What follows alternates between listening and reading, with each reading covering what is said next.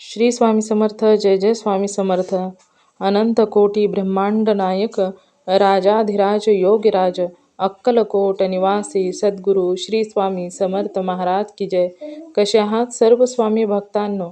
तुम्ही सदैव आनंदी राहा हीच स्वामींच्या चरणी प्रार्थना. तुमच्या सर्व चांगल्या इच्छा स्वामी महाराज पूर्ण करोत आणि आजचा दिवस तुमचा आनंदात जावो हीच स्वामींच्या चरणी प्रार्थना. प्रथम तुम्हा सर्वांचं खूप खूप मनापासून स्वागत आहे तुमच्या अनुभवांनी बनलेला भक्त आम्ही स्वामींचे या चॅनलमध्ये. मी शुभांगी पोळ तुम्हा सर्वांचं खूप खूप मनापासून स्वागत करते. श्री स्वामी समर्थांचे आलेले अनुभव, त्याचबरोबर प्रत्येक स्वामी भक्तांचे श्री स्वामी समर्थांच्या भक्तीमध्ये आल्यानंतर खूप अडचणी सॉल्व तर होतच असतात, कारण श्री स्वामी समर्थांसारखा भक्कम राजा आपल्या पाठीशी असल्यानंतर कधीच घाबरण्याची गरज नसते. श्री स्वामी समर्थ हे दैवत नेहमी आपल्या भक्तांच्या पाठीशी राहत असते, हे आपल्याला आजच्या या अनुभवातून समजणार आहे. कारण आजचा जो अनुभव आहे तो एका ताईंचा आहे आणि त्या ताईंनी आपल्याला अनुभव लिहून पाठवलेला आहे. त्यांच्या आयुष्यात जो स्वामींनी चमत्कार केलेला आहे तो खरोखरच खूप जबरदस्त चमत्कार. श्री स्वामी समर्थ हा नेहमी आपल्या भक्तांच्या मदतीला कशा प्रकारे धावून जात असतात, असा हा डोळ्यात पाणी आणणारा अद्भुत असा चमत्कार आहे. तर आजचा हा चमत्कार चला तर मग सुरू करूया. श्री स्वामी समर्थ सर्वांना. श्री स्वामी समर्थ. मी नाशिक येथील पंचवटी परिसरातील राहणारी रमाबाई. माझ्या आयुष्यात स्वामींचे खरोखरच खूप अद्भुत असे चमत्कार झालेले आहेत. स्वामींवर विश्वास ठेवा आणि स्वामींवर जेव्हा विश्वास ठेवाल तेव्हा स्वामींचे सुंदर सुंदर अनुभव हे नक्कीच तुम्हाला देखील ऐकायला, पाहायला मिळतील, अनुभवायला मिळतील. कारण श्री स्वामी समर्थांच्या सेवेमध्ये केलेली सेवा आणि स्वामींवर ठेवलेला विश्वास कधीच वाया जात नाही. मी आणि माझी मुलगी स्नेहा आम्ही दोघीच आमच्या घरी राहतो. कारण जेव्हा माझी स्नेहा खूप लहान होती तेव्हाच तिचे वडील अपघाताने मृत्यू पावले. माझी स्नेहा आणि ती जेव्हा खूप लहान होती तेव्हाच अचानकच तिच्या वडिलांचा मृत्यू झाला आणि ती देखील बिना वडिलांची पोरकी झाली. तेव्हापासून मी खूप कष्टाने तिला वाढवले. पापड, लोणचे, मसाल्याचे पदार्थ विकून मी तिचं पालन पोषण केलं. परंतु मी ज्या पद्धतीने कष्ट करत होते नेमकं त्याच पद्धतीने माझी स्नेहा देखील खूप कष्टाळू होती, खूप हुशार होती आणि तिला मी केलेल्या मेहनतीबद्दल जाणीव होती. त्यामुळे ती नेहमी खूप अभ्यास करायची, वर्गामध्ये टॉप करायची. कधीच तिने मी एवढं कष्ट करते हे तिला माहीत आहे. त्यामुळे ती नेहमी मला म्हणायची की आई, मी तुझं स्वप्न साकार करेन. आता कितीही वाईट दिवस असले तरी देखील एक दिवस मी तुझ्यासाठी नक्कीच तुझं स्वप्न आनंदाने पूर्ण झाल्याचं तुला पाहावं लागेल, अशी नेहमी माझी स्नेहा मला देखील म्हणायची. आणि असं करत करत खूप वर्ष निघून गेले आणि माझ्या स्नेहानं BCom पूर्ण केलं. माझ्या स्नेहाचं BCom पूर्ण झाल्यानंतर तिने जॉबसाठी अप्लाय करायला सुरुवात केली आणि तिथेच असणाऱ्या जवळपासच्या एका खाजगी बँकेमध्ये खूप मोठी शाखा होती आणि त्या शाखेमध्ये तिला जॉब लागला आणि तो जॉब देखील खूप चांगल्या पोस्टवरती होता, कारण ती असिस्टंट मॅनेजर झालेली होती. जेव्हा तिची या पोस्टवरती निवड झाली तेव्हा मात्र आमच्या घरामध्ये आनंदाचा पारावार उरला नाही. माझे स्वप्न तिनं पूर्ण केले होते आणि तिला पगार देखील खूप चांगल्या प्रकारे होता. त्यामुळे आमच्या घरात जेवढे मी कष्ट केले होते त्याचे सार्थक झालेले होते आणि घरात आनंदाचे, सुखाचे दिवस आले होते. कारण मला माहीत होतं, माझ्या स्वामींवर माझा विश्वास होता की माझे स्वामी एक ना एक दिवस माझ्या आयुष्यातील प्रत्येक अडचणी, दुःख दूर करतीलच. कारण जे काही घडत होतं तेव्हा मी स्वामींच्या कृपेत, स्वामींच्या सेवेत नव्हती, परंतु त्यानंतर मी मात्र स्वामींच्या सेवेमध्ये आले. कारण जेव्हा माझ्या स्नेहाचे वडील वारले तेव्हा मी स्वामींच्या सेवेत नव्हते, परंतु काही वर्षानंतर मी स्वामींच्या सेवेत आले आणि तेव्हा मात्र स्वामींवर माझा एवढा विश्वास होता की दिवसाची सुरुवात स्वामींच्याच नावाने होत होती आणि शेवट देखील स्वामींच्या नावानेच होत होता. जीवापेक्षा जास्त स्वामींवर विश्वास होता आणि त्यांचाच खूप मोठा आधार देखील होता. स्वामींसारखा राजा पाठीशी असल्यानंतर काहीच घाबरण्याची गरज देखील नव्हते. कारण माझ्या आयुष्यात मी जेवढे कष्ट करत होते, जेवढे प्रयत्न करत होते त्या प्रयत्नांना साथ ही स्वामींची होती. कारण श्री स्वामी समर्थ जे म्हणतात की भिवू नकोस, मी तुझ्या पाठीशी आहे. आणि त्याच पद्धतीने स्वामी माझ्या पाठीशी देखील ठामपणे उभे होते.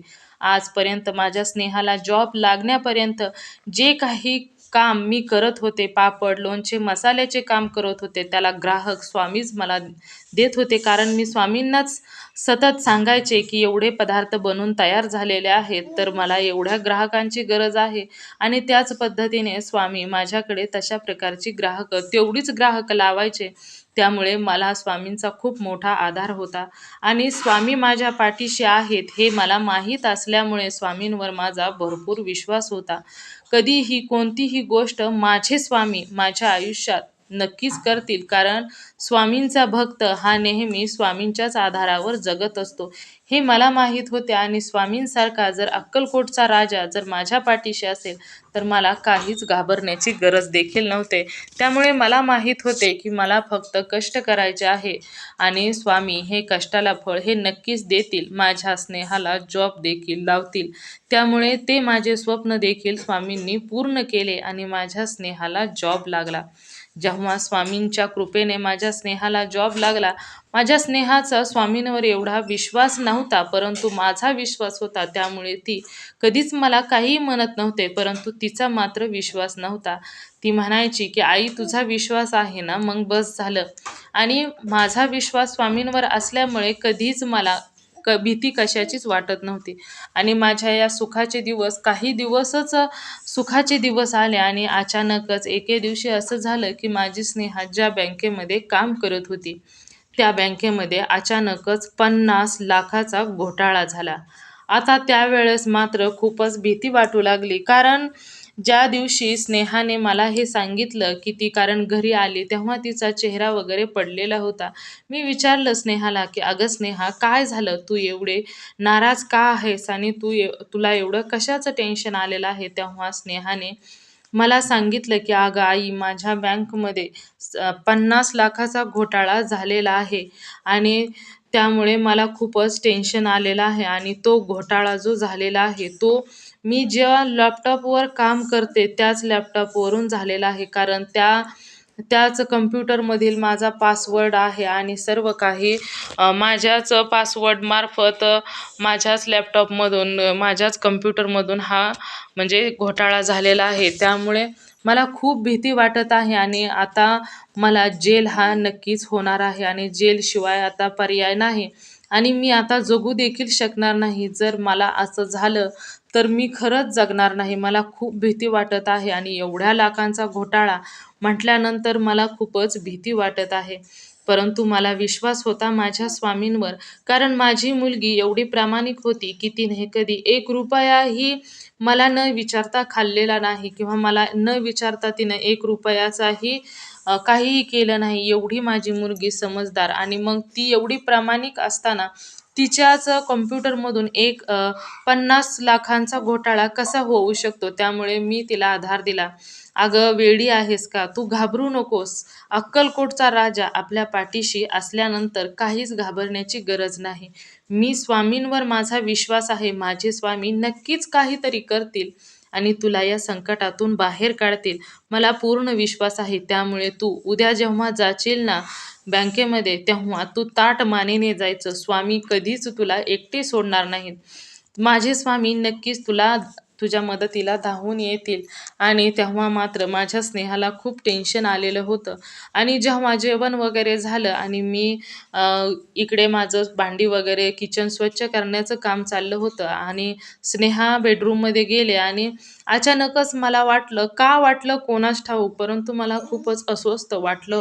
आणि त्यानंतर मी स्नेहाला पाहण्यासाठी गेले, तर माझ्या स्नेहाने ओढणीला म्हणजे घराला वरती छताला ओढणी बांधून आत्महत्या करण्याचा प्रयत्न तिचा चाललेला होता. परंतु मी ऐनवेळी तेथे पोहोचले आणि तिला थांबवलं. कारण मी जरी 5-10 मिनिटं मला उशीर झाला असता, मी जरी तिकडे गेली नसते, तर माझ्या स्नेहाचं काय झालं असतं कोणास ठाऊक. माझी स्नेहा या जगात राहिली नसती.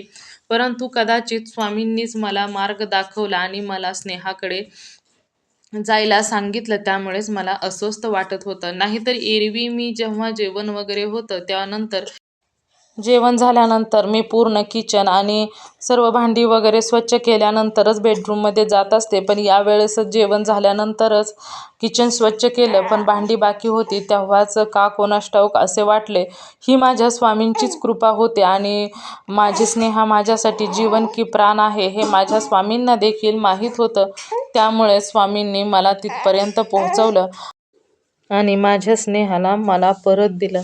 खरोखरच स्वामींचे माझ्यावर खूप उपकार आहेत आणि माझा विश्वास देखील स्वामींवर आहे. मी स्वामींची कशी भक्ती करते याबद्दल मी तुम्हाला सांगू शकत नाही, परंतु स्वामींचं नामस्मरण हे मात्र माझ्यासाठी सर्वस्व आहे. सतत माझ्या तोंडात स्वामींची भक्ती तर असतेच, परंतु मी तिला ठामपणे सांगितलं होतं की स्वामी शक्ती, अक्कलकोटचा राजा आपल्या पाठीशी आहे, त्यामुळे घाबरण्याची काही गरज नाही. आणि मी तिला जेव्हा हे मी पाहिलं की ती आत्महत्या करण्याचा प्रयत्न करते, त्यावेळेस मी तिच्यावर देखील ओरडले आणि तिला सांगितलं, हे तू अजिबात असं पुन्हा करण्याचा प्रयत्न करायचा नाही. तुला माहीत नाही की आपलं रक्षण कोण करत आहे, त्यामुळे तू घाबरू नकोस. योग्य तोच मार्ग निघेल. खूप मोठं संकट आलेलं होतं. खूप मोठं वादळ देखील होतं आणि या वादळामध्ये मी देखील खूप घाबरून गेलेले होते. परंतु मला विश्वास होता तो म्हणजे स्वामींवरतीच. घरामध्ये खूप मोठं वादळ देखील आलेलं होतं आणि या वादळाचा सामना कसा करावा हे देखील काही समजत नव्हते. परंतु विश्वास मात्र स्वामींवर असल्यामुळे काही भीती वाटत नव्हती. परंतु स्नेहा मात्र खूप तुटून गेलेली होती. तिला खूप भीती वाटत होती. काय करावं काहीही समजत नव्हते. परंतु मी तिला जेव्हा धीर दिला तरीही तिला एवढा विश्वास नसल्यामुळे ती म्हणाली की बघ आई, तुला काय वाटतंय ते कर. पण त्या दिवशी मात्र आम्ही दोघींनीही तिला मी सांगितलं की तू फक्त माझ्याबरोबर बस. मी रात्रभर वाचन करते श्री स्वामीचरित्र सारामृतचं आम्ही रात्रभर पारायण केलं. कोणत्याही प्रकारे काहीसुद्धा विचार केला नाही. रात्रभर झोपलोसुद्धा नाही. कारण एवढं मोठं वादळ आलेलं होतं आणि स्नेहाला भीती वाटत होती की उद्या जर मी बँकेमध्ये गेलं तर मला तिथून जेलमध्येच डायरेक्ट घेऊन जातील आणि काय होईल पुढे काही माहीत नव्हतं. परंतु हे सर्व स्नेहाच्या मनात खूप भीती होती आणि स्नेहाला माहीत होतं की जर स्नेहाला पोलिसांनी पकडून नेलं तर आई देखील जिवंत राहणार नाही, हे देखील तिला माहीत होतं. त्यामुळे ती खूप घाबरलेली होती आणि अशामध्येच आम्ही दोघींनीही स्वामीचरित्र सारामृतचं पारायण करायला सुरुवात केली. रात्रभर न झोपता स्वामीचरित्र सारामृतचं पारायण केलं आणि स्नेहाला सकाळी सांगितलं की तू कोणत्याही प्रकारे घाबरू नकोस. तू ताठ मानेने बँकेमध्ये जा. जेव्हा स्नेहा बँकेत गेली तेव्हा मात्र ती बँकेमध्ये भरपूर पोलिस देखील होते आणि स्नेहा जेव्हा आत गेली तेव्हा पूर्ण पोलिसांनी तिला घेरले आणि एवढं मात्र ती खूपच घाबरलेली होती. कारण तिथे गेल्यानंतर तिची चौकशी देखील करण्यात आली. तिला विचारण्यात आलं तेव्हा ती खूप घाबरल्या असल्यामुळे तिला भीती वाटत होती आणि तिला आता वाटत होतं की सर्व काही संपलेलं आहे. कारण जेवढे काही पुरावे होते ते सर्व काही तिच्या विरोधातच होते. तिच्याच कम्प्युटरमधून तिचा पासवर्डचा वापर करून पैसे हे बोगस खात्यामध्ये ट्रान्सफर झालेले होते आणि ते देखील थोडे नसून 50 लाख रुपये होते. त्यामुळे स्नेहाला खूप भीती देखील वाटत होती की आता सर्व काही संपलेलं आहे आणि आपल्याला आता जेल होणार आहे. या भीतीमुळे ती घाबरून गेली होती आणि त्यावेळेस मात्र पोलिसांची चौकशी होती. त्यावेळेस स्नेहा खूप रडली आणि म्हणाली की साहेब, मी असं काहीही केलेलं नाही. आणि तेव्हा ते इन्स्पेक्टर म्हणाले की सर्व काही पुरावे तुमच्या विरोधातच आहेत. कारण जे काही पैसे तुमच्याच कम्प्युटरमधून ट्रान्सफर झालेले आहेत, तुमचा पासवर्ड तुमचंच कम्प्युटर, त्यामुळे हे तुम्हीच सर्व काही केलेलं आहे. त्यामुळे तेथे असणाऱ्या लोकांनीही काही बोलू शकले नाही आणि जेव्हा इन्स्पेक्टरांनी सांगितलं की मॅडमला सांगितलं की तुम्ही स्नेहाला बेड्या ठोका, त्यावेळेस मात्र स्नेहाच्या मनात खूप विचार येत होते. स्नेहा खूप घाबरून गेलेली होती आणि त्यावेळेस अचानकच ते जो मॅनेजर होते तर ते मॅनेजरचा स्वभाव जरा तो मॅनेजर हा भ्रष्ट स्वभावाचा होता, त्याचबरोबर कुटील स्वभावाचा देखील होता. हे बँकेमध्ये असणाऱ्या प्रत्येकाला माहीत होते, परंतु कोणीही त्याच्या विरोधात काहीही बोलू शकत देखील नव्हते आणि पुरावे देखील सर्व विरोधात होते. त्यामुळे कोणीही काहीही बोलले नाही. परंतु जेव्हा मॅनेजर देखील म्हणाला, की या मुलीने सर्व काही घोटाळा केलेला आहे आणि हिला शिक्षा ही झालीच पाहिजे, त्यावेळेस मात्र तिथे तिला जेव्हा बेड्या ठोकण्यात इन्स्पेक्टरांनी सांगितलं, की हिला बेड्या ठोका, हातकडी लावा आणि तिला घेऊन जाऊया. त्यावेळेसच जेव्हा त्या लेडीज होत्या, तर त्यांना स्नेहाला बेड्या ठोकण्यासाठी पुढे गेल्या. त्यावेळेस अचानकच दरवाजा धाडकन उघडला गेला आणि एक वृद्ध पुरुष आजोबा तिथे आले. तर त्यांनी खाकी कपडे घातलेले होते आणि त्यांच्या हातामध्ये एक पार्सल होतं. तर जेव्हा इन्स्पेक्टरांनी विचारलं, की "तुम्ही कोण?" तर त्यावेळेस ते आजोबा म्हणाले, की "मी पोस्टमन आहे आणि या मॅनेजरचे एक अर्जंट पार्सल होतं आणि सांगितलं होतं, की तातडीने पार्सल करा. तर त्यावेळेस हेच पार्सल देण्यासाठी मी इथं आलेलो आहे." ते आजोबांनी सांगितलं. ते आजोबा खूप वाकून देखील गेलेले होते. त्यांची दाढी पांढरी झालेली होती, परंतु चेहरा जरा थोडा वेगळाच वाटत होता. कारण शरीर एवढं वाकलेलं होतं, परंतु चेहऱ्यावर एक वेगळंच तेज होतं. प्रसन्न चेहरा होता आणि त्यांनी ते पार्सल जेव्हा आत देण्यासाठी आले, त्यावेळेस तो मॅनेजर खूपच ओरडला आणि म्हणाला, "ए म्हाताऱ्या, इथे काय चाललं आहे आणि तुला पार्सलचं पडलेलं आहे. आता इथूनच्या इथून पटकन बाहेर निघ. इथे खूप मोठा घोटाळा झालेला आहे. नाहीतर तुझ्यावरच कारवाई करण्यात येईल." असा मॅनेजर त्या आजोबांवरती ओरडला. तर ते आजोबा आणि त्यांच्या हातामध्ये असलेलं पार्सल त्या मॅनेजरकडे फेकल्यागत ते दिले आणि तेथून ते मॅनेजर आजोबा, पोस्टमन आजोबा तेथून निघून गेले. तर त्यानंतर इन्स्पेक्टर जे होते, तर त्यांच्या मनामध्ये वेगवेगळे विचार येत होते, की अचानकच पार्सल कसं काय आलं असेल? तर त्यावेळेस इन्स्पेक्टरांचं जे म्हणजे पार्सल जे आलेलं होतं त्याच्याकडे इन्स्पेक्टरचं लक्ष गेलं आणि त्यानंतर जी चाललेलं होतं, तर ते इन्स्पेक्टरांनी थांबवलं आणि म्हणाले, की "हे पार्सल कोणाचं आहे हे अगोदर उघडून बघूया आणि याच्यामध्ये काय आहे असं, की अर्जंट पार्सल आलेलं आहे." तर त्यावेळेस ते पार्सल उघडण्यात आले. तर त्यामध्ये एक पेन ड्राईव्ह होते आणि त्याच्यावरती लिहिलेलं होतं, की 1:30 वाजताचे सत्य.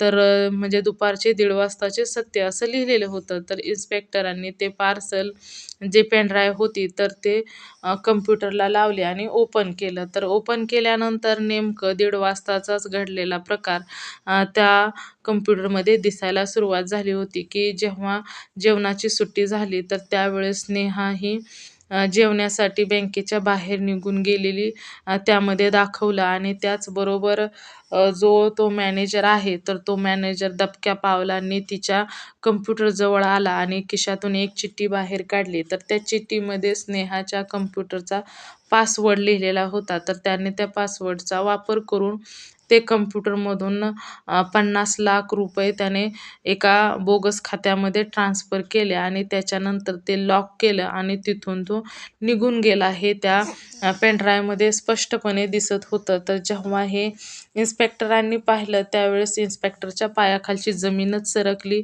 हे सर्व काही मॅनेजरने केलेलं होतं आणि आळ मात्र स्नेहावर लावलेला होता.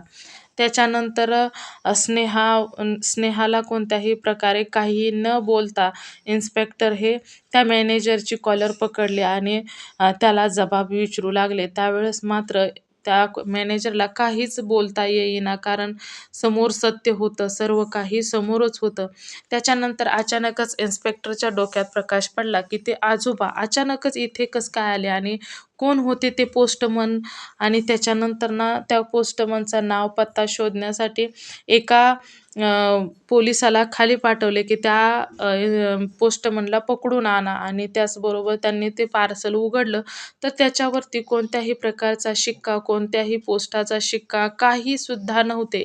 तर त्याच्यावरती एकच आतमध्ये लिहिलेले होते, जे पेन ड्राईव्हची जी ते गुंडाळलेलं होतं, तर त्याच्यामध्ये त्या कागदावरती एकच शिक्का होता. तर त्याच्यावरती तो म्हणजे एक शेवटचेच पोस्टमन ते पोस्ट खाते अक्कलकोट असे लिहिलेले होते आणि त्याच्यावरती ते लिहिल्यानंतर हे जे बाहेर गेले होते त्या पोस्टमनला शोधण्यासाठी. तर जेव्हा चौकशी झाली तर त्या बिल्डिंगमधून खालीपर्यंत जे वॉचमन होते तिथपर्यंत विचारण्यात आलं, परंतु तिथं कोणीसुद्धा दिसलं नाही. जेव्हा वॉचमनला विचारण्यात आलं तेव्हा वॉचमन देखील म्हणाले, की "आजोबा असे कोणीही आलेले नाही. त्याचबरोबर पोस्टमन देखील आलेले नाही. सकाळपासून या बिल्डिंगमध्ये फक्त तुम्हीच बाहेरची लोकं आलेले आहेत. त्याच्या व्यतिरिक्त कोणीसुद्धा इथे आलेलं नाही." मग विचार करण्यासारखी गोष्ट आहे, की ते आजोबा आलेच कुठून आणि ते गेले कुठे? म्हणजे काहीतरी हा चमत्कारच होता. बिल्डिंगमध्ये देखील कुठे नव्हते, बाहेर देखील गेलेले नाहीत. आत येताना देखील कोणीही पाहिलेलं नव्हतं. जे वॉचमन होते त्यांनी देखील पाहिलेलं नव्हतं. तर ते काहीतरी आपल्या जे भक्त आहे त्या भक्तांना वाचवण्यासाठीच स्वामी म्हणजे तिथे आलेले असतील. आपल्या भक्ताच्या लेकीला वाचवण्यासाठी स्वामींनी तो आगळा-वेगळा अवतार घेऊन स्वामी तिथे आले असतील, असं मला देखील वाटत होतं. कारण माझ्या मुलीच्या आयुष्यात एवढा मोठा चमत्कार करण्यासाठी स्वामी तिथे आले आणि त्याच्यानंतर ना जेव्हा हे सर्व काही चौकशी करण्यात आली, तेव्हा मात्र खरोखर स्वामींची लीला काय आहे, हे कधीही कोणीही सांगू देखील शकणार नाही. जे मी पाहिलं ते खरोखरच खूपच आगळे-वेगळे होते. ते आजोबा देखील खूप आगळे-वेगळे होते आणि ते माझे स्वामीच होते, हे मी ठामपणे सांगते. आणि जे तिथं जे शूटिंग झालेलं होतं, म्हणजे जो व्हिडिओ काढलेला होता, तर तो व्हिडिओ अशा ठिकाणाहून काढलेला होता, की तिथं ज्या बाजूला दाखवलेलं आहे, की या बाजूतून व्हिडिओ काढला जात आहे, तर ती बाजूमध्ये तर तिथं ती बाजू नव्हतीच. तर साक्षात जे तिचं रूम आहे, तर जिथे तिचं काम चालतं, तर त्या ठिकाणी तिच्या ऑफिसची तिथं एक भक्कम भिंत आहे आणि नेमकं त्या भिंतीच्याच बाजूने तिथं व्हिडिओ काढलेला होता. परंतु त्या व्हिडिओमध्ये असं दिसत होतं, की ज्या बाजूने तो व्हिडिओ होता, तर त्या बाजूला एक भक्कम भिंत आहे. मग ती व्हिडिओ काढला कशाप्रकारे? हे कोणीही सांगू देखील शकलं नाही. इन्स्पेक्टरांनी देखील ज्या पद्धतीने तो व्हिडिओ दिसत होता, त्या बाजूला तर भिंत आहे. मग त्यांनीच विचार केला. इन्स्पेक्टर देखील म्हणाले, का अशा प्रकारचा व्हिडिओ कोणीच काढू शकणार नाही. मग हा व्हिडिओ कसा काय निघाला? आणि जेव्हा हे सर्व काही सिद्ध झाले, की व्हिडिओ कसा निघाला याचं तर कोणालाच प्रश्नाचे उत्तर मिळाले नाही. परंतु गुन्हेगार कोण आहे? हे मात्र स्पष्टपणे समजले आणि जेव्हा हे समजले तेव्हा त्या मॅनेजरला तर पकडून नेण्यात आले. परंतु हा सर्व जो चमत्कार झालेला होता, हे मिरेकल फक्त माझ्या भक्तीमुळे आणि माझ्या स्वामीच हे असं करू शकतात. कारण स्वामींसाठी अशक्य असं काहीच नाही, हे मला देखील माहीत आहे. कारण जेव्हा स्वामींवर विश्वास जर असेल ना, तर अशक्य गोष्टी शक्य करतात आणि माझ्या स्नेहाला खूप मोठ्या संकटातून स्वामींनी वाचवलेलं आहे आणि माझ्या स्नेहाला देखील विश्वास बसला, की स्वामी शक्ती ही काय असते आणि स्वामींची भक्ती केल्यानंतर स्वामी आपल्या भक्तांच्या हाकेला कशाप्रकारे धावून येत असतात.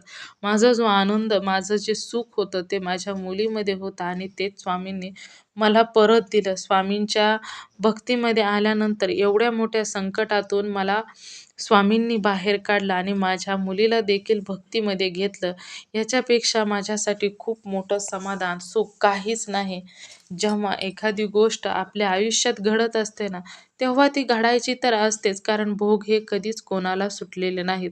प्रत्येकाला आलेले भोग हे भोगूनच संपवायचे असतात.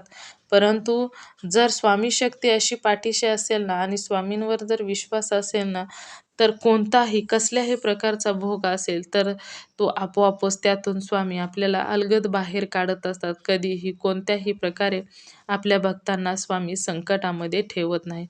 तर खरोखरच स्वामींच्या सेवेमध्ये आल्यानंतर खूप सुंदर सुंदर अनुभव तर येतातच, परंतु स्वामी आपल्या भक्तांना कधीच एकटे सोडत नाहीत. नेहमी आपल्या भक्तांच्या पाठीशी ठामपणे उभे राहतात आणि आपल्या भक्तांना पावलोपावली मदत करून त्यातून बाहेर काढत असतात.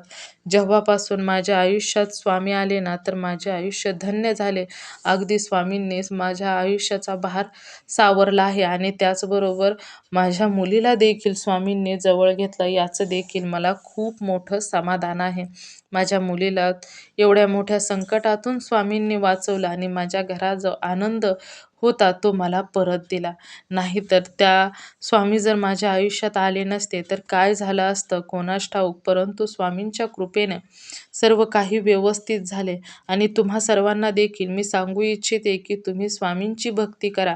मनापासून करा. जेवढी जमेल तेवढी करा. भरपूर सेवा करावी असं काहीच नाही. जेवढी जमेल त्या पद्धतीने करा आणि स्वामींचे अनुभव घ्या. नामस्मरण मात्र काम करत करत, प्रवास करत करत, तुम्ही जॉबला असाल तरी देखील तुम्ही जाता येताना स्वामींचं नामस्मरण करून स्वामींच्या जवळ पोहोचू शकता.